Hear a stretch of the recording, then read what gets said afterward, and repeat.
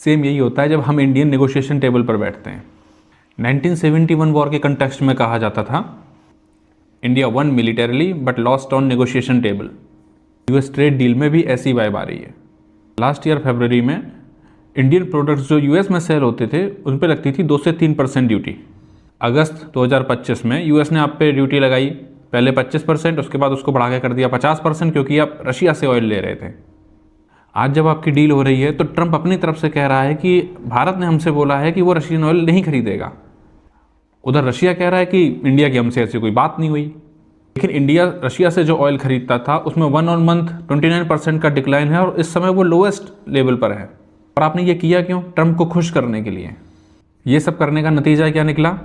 उसने अपने टैरिफ 50% से लेके 18% पर कर दिए। 18%? ये तो थे ही पहले 2-3%। अब भैया कोई हमें ये समझा दो कि कैसे ये माला पहनने लायक डील थी। जो अब बोला जा रहा है कि रशियन ऑयल नहीं खरीदेंगे, तो ये आप पिछले साल मई जून में कर देते। सेकंड, ये जो आप अगले 5 साल में $500 बिलियन इंपोर्ट करने की बात कर, अरे आपका यूएस से इंपोर्ट ही सालाना 42 से 45 बिलियन डॉलर का है, आप इसको $100 बिलियन पर ईयर करने वाले हो। पूरी दुनिया की इकोनॉमीज अपना एक्सपोर्ट बढ़ाती हैं, इंपोर्ट कम करती हैं, आप उल्टा इंपोर्ट बढ़ा रहे हो। ऐसे में पता नहीं कैसे आपका आत्मनिर्भर भारत और मेक इन इंडिया जिंदा रहेगा, उसकी तो सांसें अटक जाएंगी। थर्ड और मोस्ट क्रिटिकल, आपने डीडीजी, रेड सरगम और सोयाबीन ऑयल खोल दिया इंपोर्ट के लिए।